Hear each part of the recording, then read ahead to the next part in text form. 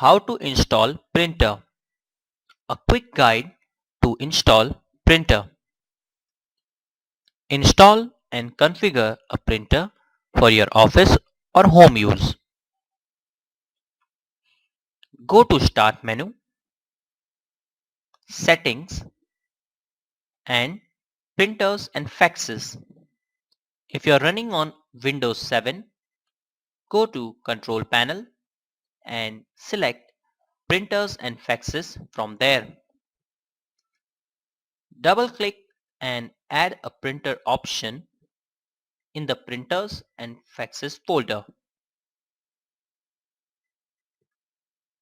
Click the Next button on the welcome screen of Add Printer Wizard. Select the local printer and click on the Next button. But make sure that your printer is plugged in.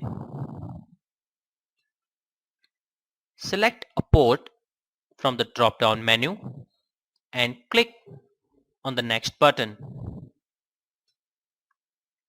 Select the manufacturer and printer and then click the Next button. Specify a name for the printer and settings for using the printer as a default printer. If you want to share the printer on the network, click on the Next button. Specify the settings for sharing the printer and click on the Next button.